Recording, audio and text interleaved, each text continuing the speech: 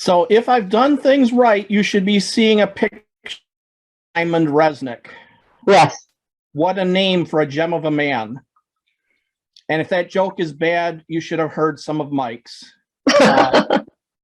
He was, I'm showing my own age when I said he had Borscht Belt humor.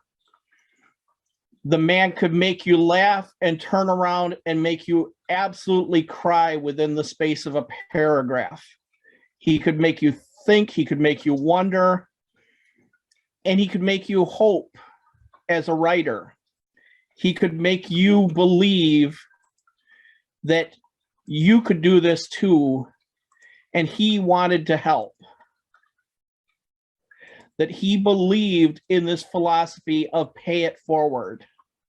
The concept that in a writing career, in any creative career, you reach a point where someone helps you and they help you get that step in, that foot in the door, that first step on the path. And when you reach a point where you're in a position to help someone, you can't pay them back because they are so far down the path. But the best you can do is pay the next person on the path, pay it forward. And Mike believed that in ton lots. Mike believed in that long before he became a judge for Writers of the Future, which is itself entirely about paying it forward, about helping the next generation of writers in science fiction and fantasy get a step down the path. Mike believed in helping that next writer get into the career so that they in turn would help the next generation as well. And today, I and some friends are trying to do that. Some of us directly inspired by Mike, some of us just with the spirit, but who didn't have the chance to work with Mike. They all believe, we all believe, that we are supposed to help out people like we've been helped.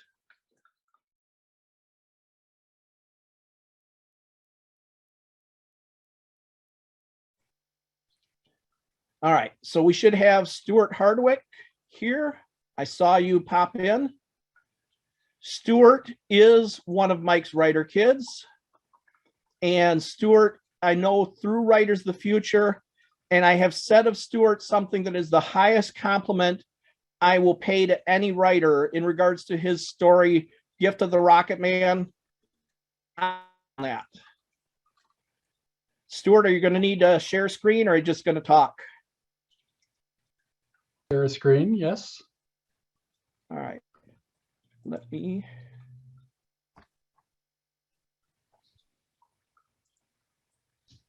All right. I think you should be able to share screen now. If not. Yep. All right. I just got to get it to the right window. I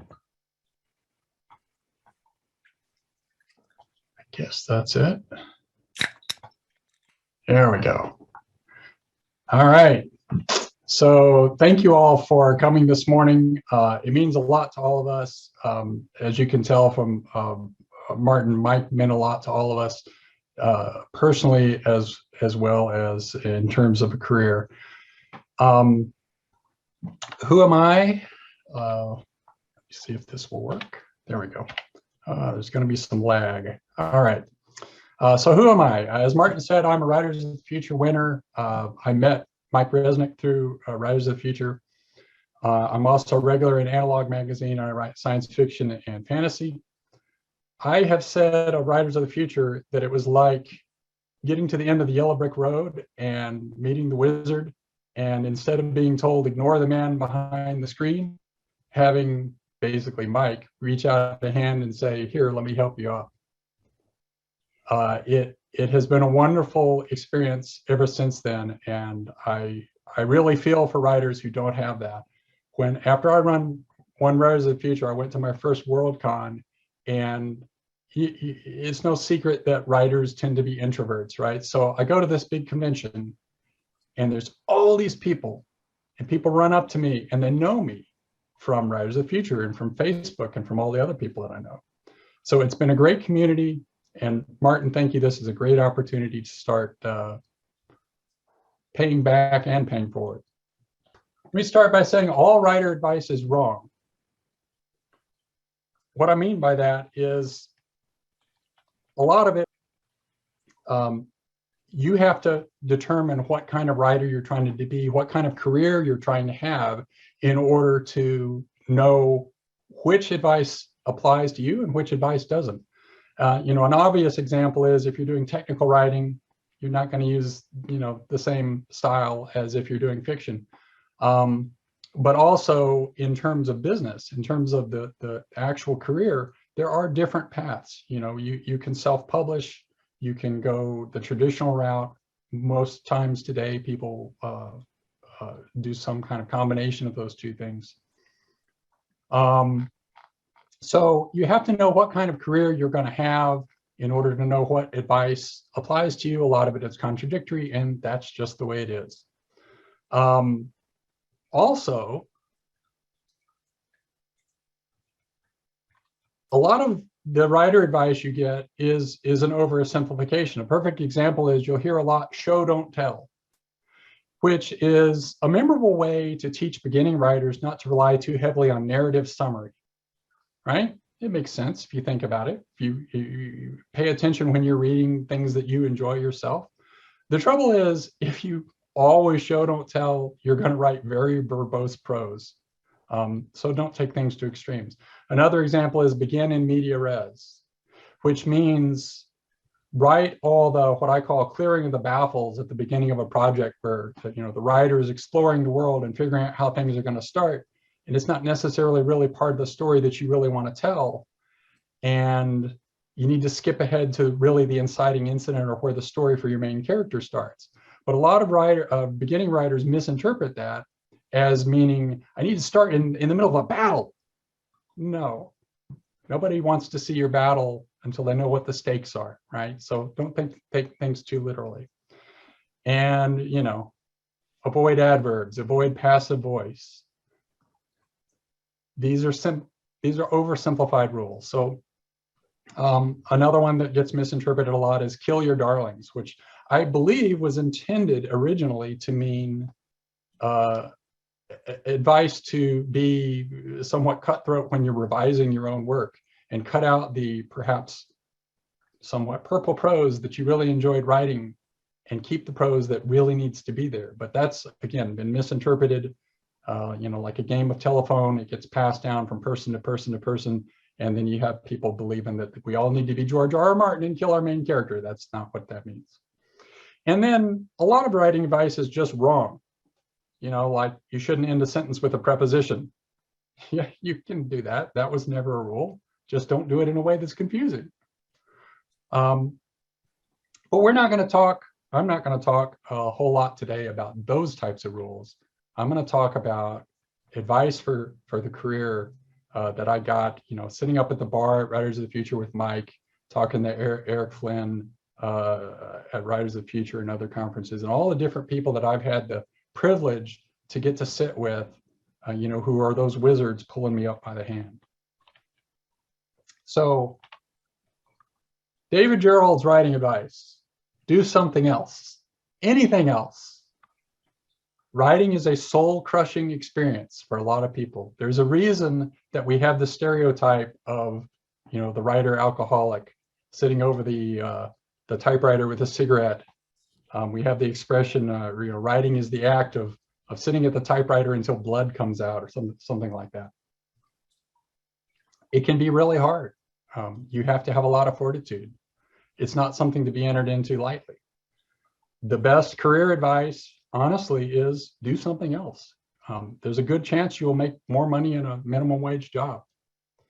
But as David says, if me saying that only pisses you off, because there are stories inside you burning to get out and you want to get them out into the world, and you know that if you haven't done that by the time you die, there are worlds and characters that die with you. Well, then, God help you, you're a writer.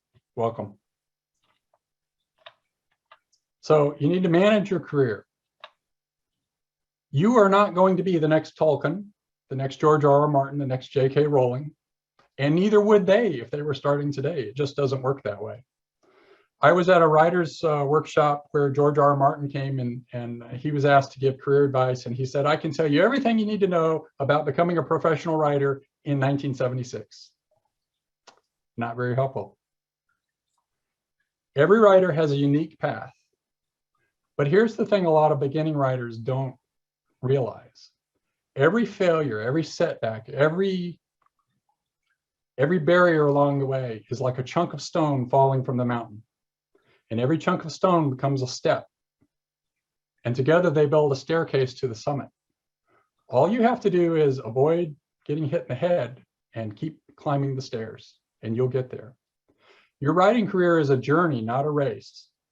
I know I was as guilty as anyone when I started out. I wanted quick results. I had no idea what was good and what was bad, except for my own personal opinion. I didn't know how the business worked. I was going to go out and I was going to set the world on fire. And you could. It's possible. People do it. Don't bank on it. But if you keep walking down the path, taking logical steps, you will get there. And I did mention before, all writing advice is contradictory. Well, on the other hand, you know, you're going to die. Don't spend your entire life preparing for the career. Start your career today. And hopefully the rest of the advice as I go through is going to help you do that.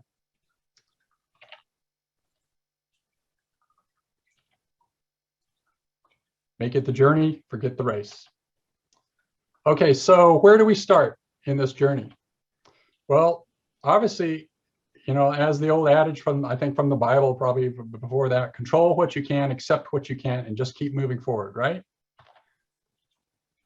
This is a nice diagram. I think I got this from Dave Wolverton. I don't know who thought it up originally, but it's a wonderful way of showing that your career is a combination of things that you control and things you don't control. It helps a lot to be lucky. J.K. Rowling sent Harry Potter to every publisher on the planet, and the last one to look at it, Scholastic, bought it. And if they hadn't, she would not be a household name today, very likely. Everybody, no matter how good you are, no matter how bad you are, luck plays an important part in your career. You can be upset about that, or you can accept it and work with it. Then the second in the triad is capability, talent, if you will. But it's more than just talent. I mean, what makes one writer talented and another talented, that's a matter of taste, right? Which gets back to luck. But also capability has to do with productivity, how well you study your craft and get the most out of the talent that you have. So you have some control, but not complete control. And then the third in the triad is professionalism, which you have complete control over. Nobody wants to work with somebody who's a complainer, who doesn't turn their work in on time, who feels entitled. You know the type. You work with them. You don't want to work with them. Don't be that person. Don't go to conferences, as we were told at Writers of the Future, as no one should have to be told, and not bathe before you go meet people that you're building a career with.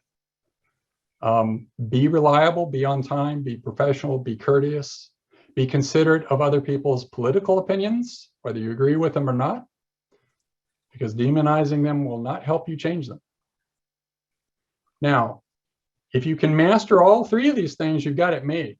If you're a professional who produces a lot of good work and you're lucky, you can be the next George R. R. Martin. Some of this you can control, some of it you can't. And I see a lot of writers wasting a lot of time moaning about the things they have no control over. Put it aside, move on. Focus on the things you can control. You can make yourself a better writer. You can develop your craft. You can develop what talents you have. You can be professional, and you can improve your luck, as we'll come back to. So how do we do this? How do we improve our luck?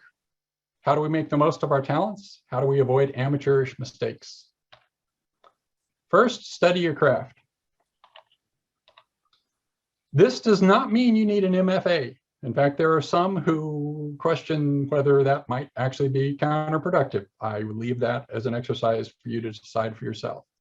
But it does mean you should respect your audience enough to know what you're doing. When I started writing professionally, I went back to school at the graduate level and got a graduate certificate because I did not feel that the mastery of the basics that I had gotten from public school was up to snuff. And I have never regretted that. I was lucky I was in a position that I could do it. Studying your craft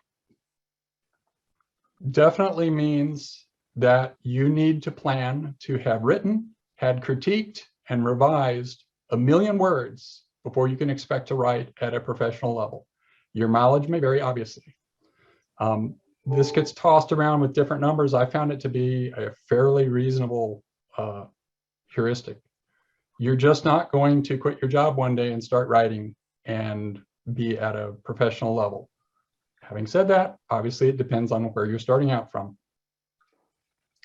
You do need to know correct grammar, spelling, punctuation, usage, that sort of thing.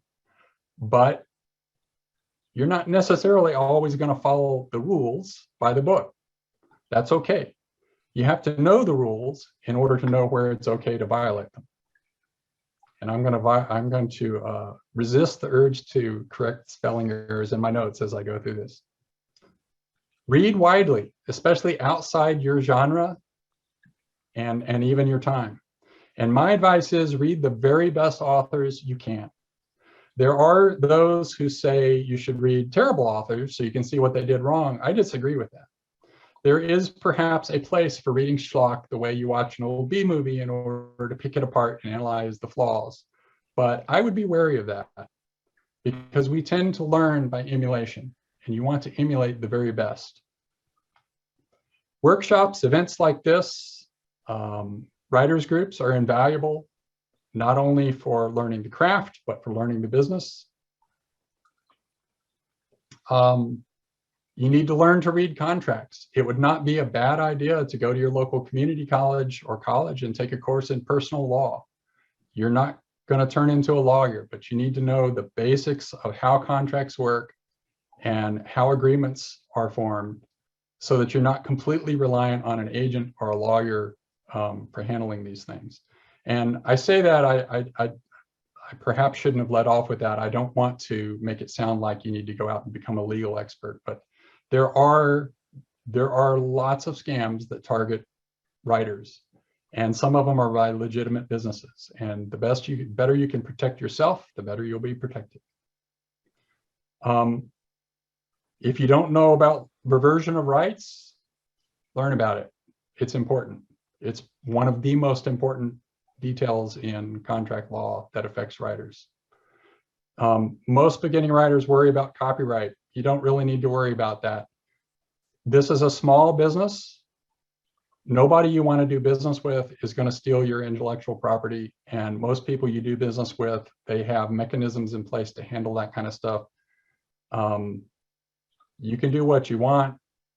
It used to be advised that you like take manuscripts and mail them to yourself to have proof that you had them. That's all dubious value. There are easier ways to do that kind of thing these days. The main thing is do business with reputable people and they will take care of you. But be aware that even reputable people have legal departments. So read those contracts and understand reversion of rights. Having said that, don't spend 20 years becoming a lawyer if you want to write. You need to get out there and say it with me, write, write, write, right? Right. Doing research right. Research, as you may already know, is an endless rabbit hole of time wastage, but it's also necessary. A big mistake that beginning writers make, and indeed that many people in industry make, is thinking that what they have learned about the world from media is all they need to know. No. If you write about, let's just say, military combat from the war movies you watched growing up, that's like playing telephone tag. Some of the reality gets lost every step along the way. I'll give you a perfect example. I was talking with my wife earlier. If you like science, you like science fiction, you're familiar with the movie Apollo 13, and you may very well think of Apollo 13 as one of the most realistic movies of its type that's ever been made, and it is. It's certainly the only space movie I've ever heard of where they got in an airplane with the actors in order to realistically portray zero G. But there are huge technical errors in Apollo 13. There are large groups of people who were condensed into one person, sequences of events that were changed around, just issues of facts that are wrong. And that's okay, because all those changes had to be made in order to condense something that happened over several days into 2 hours and make it dramatic and still make it accurate enough to do justice to the people who put their lives on the line. It's a masterwork of that kind of narrative, almost documentary storytelling. And it could only have been done because of the involvement of real experts on the subject matter. And that's what you need to strive to do when you're doing your own research. Research is not reading Tolkien and then trying to reproduce Tolkien. Tolkien would be a failure if you were writing today, because we already have Tolkien. We don't need another. You might disagree with that, but go back to primary resources, or go to experts to find out how things work, how things should work in the world you're trying to creating, the technology you're trying to creating, the legal wrangling you're trying to create, whatever it is. Don't play telephone tag with plot lines. Don't derive your story from secondhand, thirdhand sources. And Martin, I can't see my clock while I'm doing this, so kind of give me a note when I get to 30 minutes. Surprisingly, for the amount of content you've given, you're at 18 so far. Okay, we're doing good. Research. Okay, so seek honest feedback, which means not from your family, not from your mother, definitely not from your wife or dog or anyone who cares about you or you really hold dear, because they will lie. Of course they're going to lie. You will lie too. It's really hard to look somebody in the face and say, this is crap. You need to throw away the first 3 chapters that you spent 2 months on. And I have been at the receiving end of critique exactly like that. And I was delighted to have it because it was correct. One of the hardest things to learn as a beginning writer is to model the minds of your readers, because your readers are not you. They don't see the world the way you do. They don't read for the same reasons you do necessarily, and they don't know the things that you do. Critique ideally from writers, because they know what they're looking for, but also from dedicated readers, is invaluable in helping you to see where your readers are going to trip over your language, where they're going to be confused by things, and just generally how your writing comes across. You cannot do that yourself. I don't care how gifted or talented, brilliant or genius you are, you will not know how other people read your work until they read your work and they tell you. Which leads me to one of those little quirky pieces of writing advice.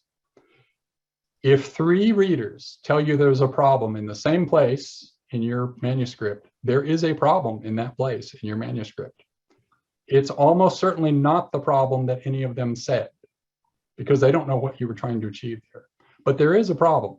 And even if 2 of the 3 are assholes and said it in a really obnoxious way, ignore that.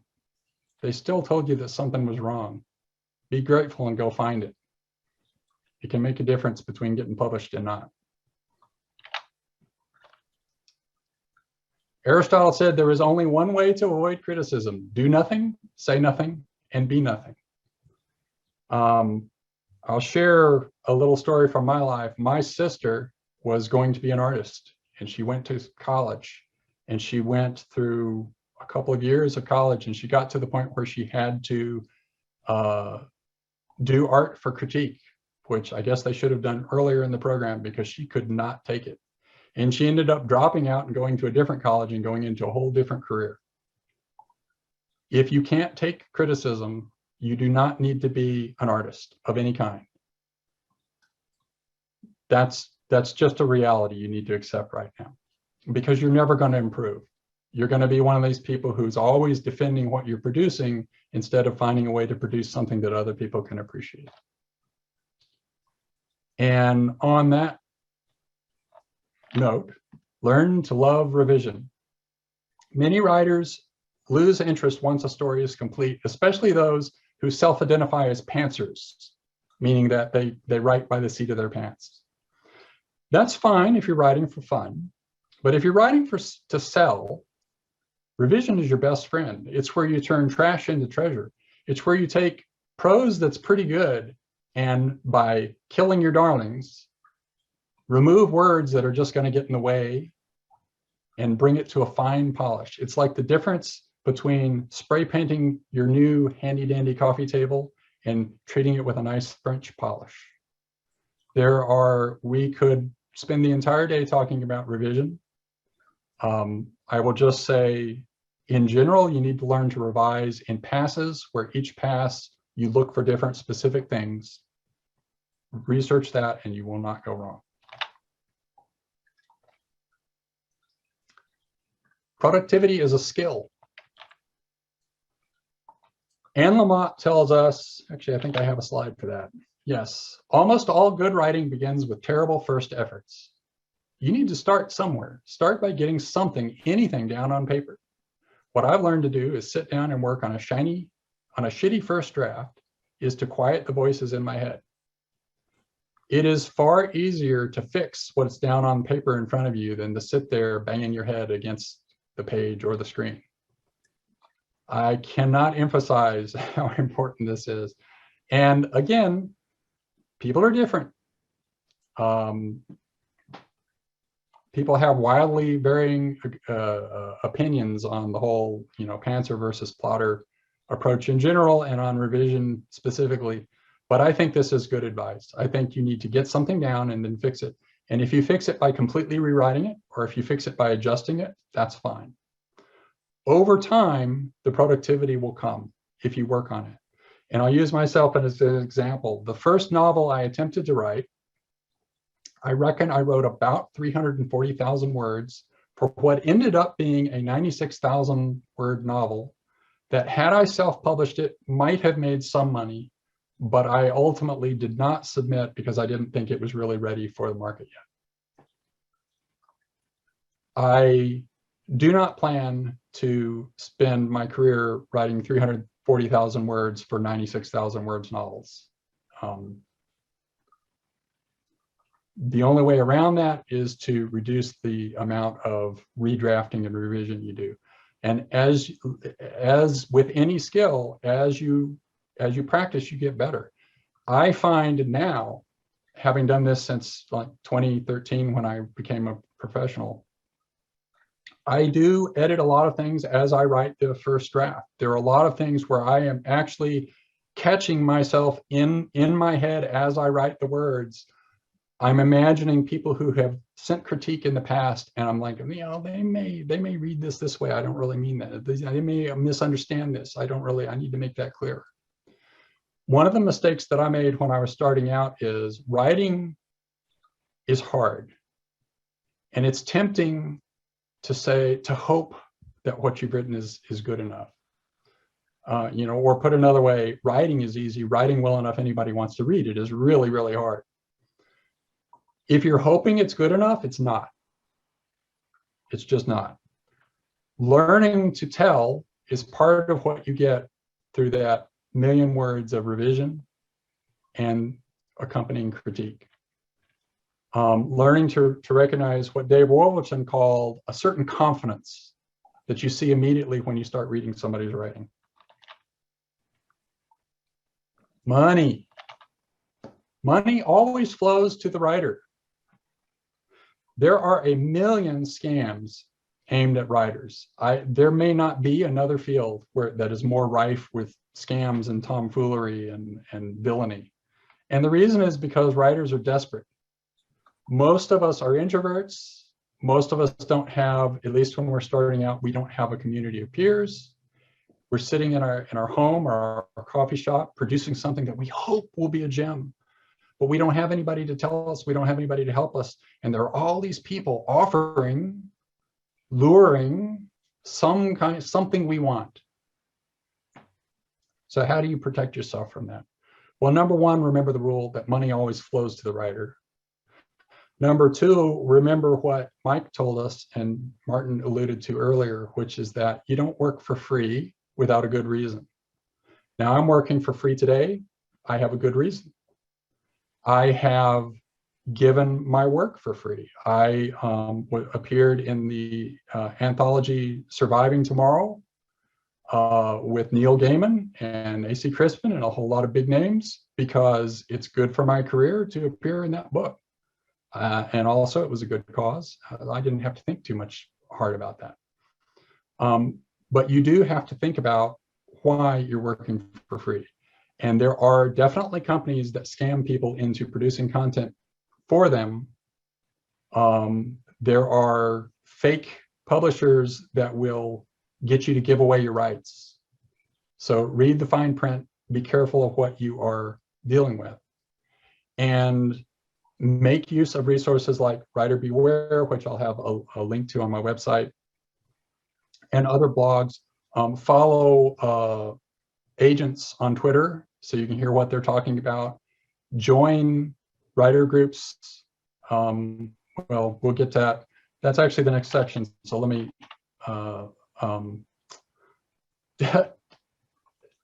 two more topics on money and then we'll get to that. Don't quit the day job, or at least have a backup. And I'll tell you a quick story. I went to Kevin J. Anderson's Superstars workshop, and I was talking to an old friend of mine I used to work with at Softdisk back in the days before Doom and Quake. And he was telling me how he was one of these idiots, as he put it, who decided to be a writer, and he quit his job and he started writing. And I asked him, well, how'd that go? He said, well, I got a job again. I only made $13,000 that year. And there were 5 writers standing next to us who overheard this, and they came up and they said, you made $13,000? Don't quit the day job thinking you're going to be the next George R. R. Martin, or that you can pay for your mortgage. You might. I would recommend that you build up the writing career first. Which takes me to the last piece of advice I got when I went to the Writers of the Future conference, and this was from Tim Powers, who wrote On Stranger Tides, which was made into the Pirates of the Caribbean movie, and I think it's good advice if you can do it. Marry into wealth. A little late for me. If you can't do that, the next piece of advice is the first thing he told us at the workshop, which is look around whenever you're in a group of writers. And if you see them as competition, stop that. Other writers are your best friends. Okay, some of them may not be, but mostly, for the most part, they're your best friends. They can share opportunities. They can bring you into projects like this one. One of the things that Mike told me at Writers of the Future was to join my local Writers Guild. I had honestly never given it any thought. I'm not really a very social person. I live in a big city where it's logistically a pain in the neck to go anywhere other than work or the grocery store. But I joined the Writers Guild, and in part because I had run Writers of the Future, I was kind of an instant local celebrity. And because of that, the movers and shakers in the guild started inviting me to do things. And in that first year, I had maybe 10 or 12 appearances, in addition to the ones that the Writers of the Future folks arranged for us. I got a practical experience sitting on panels. I got an invite through a third party to a local convention. That led to me moderating panels. That has led to more of that kind of stuff. And this year, I've got an invite to submit content to Worldcon. So these kind of things, you never know where it's going to springboard. I also, the year after that, because the local writer guild was kind of desperate, they asked me to help edit an anthology, which is not something I had any interest in or had ever thought of doing. So I helped out. I kind of helped read the slush, helped edit the anthology, helped put it together. And as a result of that, later, when I realized, you know, one of the problems with new authors is we have nothing to sell if we do appearances. We don't have a bunch of novels like more established writers. So I got together with some of my Writers of the Future friends, and we published an anthology called The Future is Nigh, which was kind of a play on Writers of the Future, which was really not a very great title, but that gave us something to sell. And from that, I gained enough experience that a couple of years later, I decided to do a bigger anthology where I did all space stories, all award-winning authors. And I got an astronaut to write a foreword.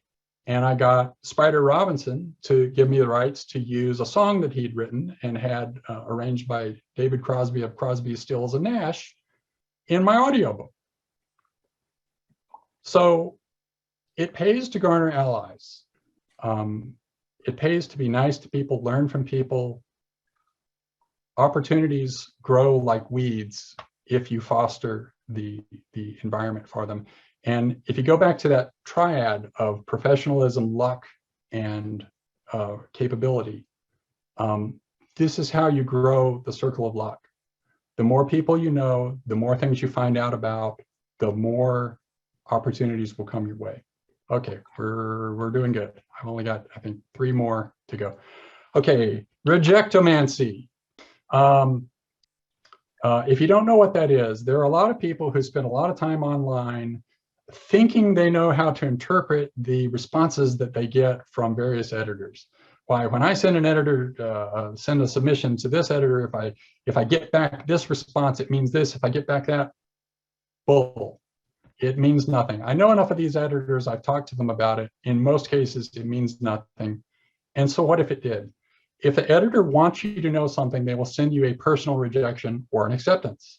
If they don't send you a personal rejection, meaning they have something specific to say about you, you're not going to get anything actionable by guessing what it meant because they sent this form letter or that form letter, or they took this amount of time or that amount of time. When you submit something to market, keep track of it so that you can follow up in a reasonable period of time if you don't get a confirmation or a rejection or acceptance. But then move on, right? Next thing. That's what you need to be doing. It is not productive time to try to guess what is in other people's minds. Editors are like blind dates, except more fickle. They may love your story and not buy it because it's too similar to one they recently bought. I know because this has happened to me. They might just not like your style. I'm pretty sure that's happened to me. In fact, I know that's happened to me. It doesn't matter. You only need one editor who likes your particular story at a particular time to make a sale. And if you find an editor who likes your style, like I have with Trevor at Analog, then that's good. You can kind of build from there. But meanwhile, there are 1,000 other editors out there in the world, and don't rest on your laurels. So rejectomancy, not the best thing. Gatekeepers. By gatekeepers, we mean purchasing editors, agents, anybody who, I guess, gets in your way in the business. When I run Writers of the Future, I was appalled to find out, to find an online group of writers whose entire purpose for existing was to find ways around gatekeepers. They had it in their mind that the only reason they hadn't won or finaled in Writers of the Future was because, I don't know, the big bad people at their contest didn't see their brilliance. And if they could just network and find the right people who know the right people and know the right people, they could go around the slush pile and they could get published directly. I'm not even going to say I wish them luck, because boy, that's just not a good way to improve the standard of literature in the world. All these so-called gatekeepers exist for a purpose. They want to make money. They want you to make money. They want you to be a success. And if you send them something that they are the right person to sell, they are your best friend. They will make it happen. If you go around them, just for the purpose of not going through that filter. The best you're going to accomplish is manage to get something published that you're going to end up being ashamed of later on in your life. Now, having said that, remember I said all writing advice is wrong. There are exceptions, right? I know a guy who writes stories about kind of obscure West Texas historical stuff. He's never going to have a large audience. He knows he's never going to have a large audience. He has a small audience that loves him, and he's happy with that. Great. For somebody like that, you go self-publish. It would be a waste of time for him to try to get some New York agent. That comes back to where you have to be honest with yourself about what you're trying to achieve with your career.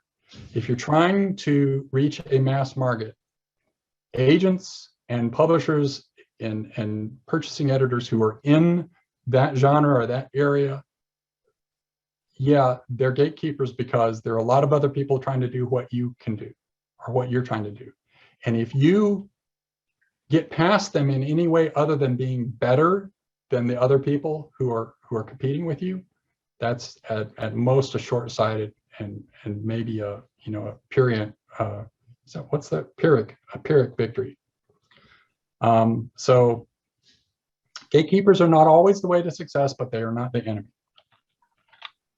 And that leads me to building a writing career is done one step at a time. Kevin J. Anderson he gives a little speech about, they're called the popcorn speech, in which he talks about putting work out into the world like popping popcorn. You pop one kernel at a time and you throw it up against the wall and eventually something will stick. Not sure how far I would take that metaphor, but I kind of see what he's saying. He's saying don't throw out one work. And I know people who've done this. Write one novel and spend 30 years revising it, trying to get it to where it will sell. Oh, don't do that. Keep moving forward. But on the other hand, one famous author, and Martin can probably tell me if this was Bradbury or Heinlein, said, advised people to write a story a week for a year because no one can write 52 bad stories in a row. Anybody want to take a bet? I know I can. That'd be easy. But the point, again, is valid, right? Don't sit there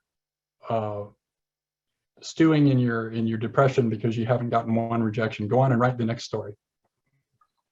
And maybe the next one will have a better idea. And it's the same thing for every other part. One of the surprises that I've had in this business is that becoming a writer these days is not just becoming a writer. You have to become your own PR agent. It's helpful if you can be your own IT support. I have a newsletter that I support. I have a website that I support. I have a YouTube channel now that I put content into. I write science for Quora and a number of other publications. And I write and I do my own PR. And it can be overwhelming, right? But I started very, very simple. I started literally by going and sitting at a table at Comicpalooza and setting up a blog on Blogger. And then later I moved that to WordPress. And then later I moved that to my own hosted WordPress. And I had my newsletter on MailChimp because MailChimp is super crazy easy. And then I didn't want to pay money for a monthly account because it wasn't really making me any money at that point. So I moved that to something called Mautic, and I support that. So there are all these other tools, and and not even to talk about all the editing skills that I have. I'm now an artist again after giving that up when I went to high school or went to college. I know how to publish a book. I've published several books. But if I had sat down and tried to do all that back in 2013 or 2011, I'd have never gotten off the ground. So you don't have to worry about that. A snowfall falls one flake at a time. And over time, the flakes build up. And if you assemble along the way, your career is the same way. And if you assemble the tools and the plans and the outlines and the alliances that you need, you can build great things, one flake at a time. So that's what you need to do with your career. Just avoid the pitfalls, keep climbing those stairs and be remarkable. So, questions?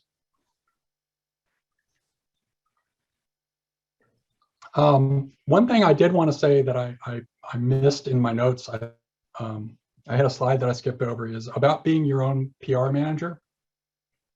Most early career writers cannot afford like a PR manager or a what do you call it, an appearance coach or anything like that. But there are some things that I would advise. One is, you do need a newsletter, but like start out with MailChimp. You do need a website, but it doesn't have to be anything sophisticated.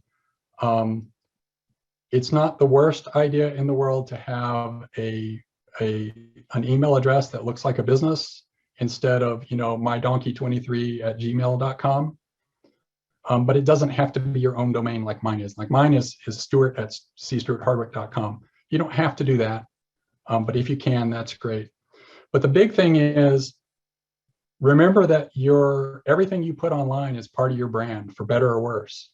So if you always wear your heart on your shirt sleeve, if you're always online whining, if you're always on your line demonizing one political group or another, that is not necessarily the best way to present a brand if you're going for a mass market. On the other hand, it can be made to work for you. You can't please everyone all the time. I think somebody was going to say something. We have a question, actually a number of them. Let me read them out to you from the chat. Okay. John K. Patterson, if you're working on multiple projects at the same time, what has worked in breaking them down and getting them all finished? That is a good question that has come up before. I try to limit projects to 2 of the same general type at the same time. And that's just to kind of marshal my mental resources. So like, I might be working on a YouTube video, but if I'm working on writing projects, I try to only have a limit of 2 at a time. But if one of those is a novel, I might write several short stories or science pieces while I'm working on the novels. So I would say the guiding, in my mind, the guiding principle there is to marshal your mental resources. Because if you're working on a novel, that takes a lot of mental energy to keep all the moving parts in the air. If you're working on a short story, it takes a lot less mental effort. All right. Alex asks, I have been told to write 300 words a day, good or bad, just right. Thoughts? If you are a beginner, that's not a bad advice. I will tell you, I do a lot of writing for Quora. Just a quick aside, one thing I forgot to mention is beware of building too much of a presence on any social media or cloud service that you're not paying for. As I did in the early days on something called SodaHead that you have never heard of because it doesn't exist anymore. And my 3,000 followers went poof in one day. That's why now I have a newsletter. But to your question, I have gotten a lot better writing fiction by writing for Quora. And the reason is because Quora is a lot of little short things, and they're not fiction, they're technical. And I was already a technical writer before I started writing fiction. But because they're so short and because the audience I'm writing for is so disparate, and I get feedback, and they used to have a feature where people could actually suggest revisions. But you get comments, and it's a really good way. You remember what I said before about building a model of how readers see your work? It has really helped me build a better model of how readers misinterpret things that I'm writing, which is great because I write science fiction. And sometimes I write complicated things in science fiction, and I don't want them to be misinterpreted. That'll throw people right out of the story. So I think that's good advice. However, everyone says you need to have a daily writing routine, and that is ideal. Realistically, not everybody can do that. So, whatever works for you, and don't think that you need to have one set goal for the rest of your career. When I was working on my last novel attempt, which got good marks back from the agent I ultimately hoped to get in New York, but did not sell. I had a goal of writing, I think my goal was 1,600 finished words a day, which is not, you know, that's not enough really. But having a day job, it was sufficient, and I got it done in a reasonable period of time, and I didn't kill myself. So, you know, 300 words a day is not unreasonable, and you know, you can give yourself credit. Do 600 one day if you miss a day, that kind of thing. All right. Stephen Satong asks, do you ever publish under a pseudonym and why? I do not. I would probably leave that up in the future to advice from an agent. I have writer friends who do that. Mostly the reason they do that is because they're in a different genre and they don't want to, it's for branding, right? There is another reason that I've been told, which is, you know, if you write, for example, fantasy and sci-fi, especially if you write young adult fantasy and sci-fi. Sci-fi is a smaller market than fantasy. So if you publish something in fantasy and it's a pretty good success and it goes out into the bookstores and you have a certain sales, you know, numbers come in, and then your next work is science fiction under the same name, it is possible that purchasers in the distribution system will look at that second book and say, man, this tanked compared to his you know, or her previous work. This writer's career is stalling. So maybe I don't want to buy that book. I don't know how relevant that is today. I think that may be advice left over from the kind of earlier era before computers. My belief today is that you cannot escape yourself. You cannot hide. You cannot, you know, your family is going to know what you wrote. Just don't worry about it. Just go for it and be who you are. But I could be wrong. Your mileage may vary on that one. All right. We have a couple more questions, but we've hit our bio break. If you want to jump into the chat and respond there, that'll be good. Okay. Thank you, Stuart. This has been a mountain of good information, and I really appreciate your coming in. You did Mike proud. Well, thank you, Martin, and thank you for putting this together.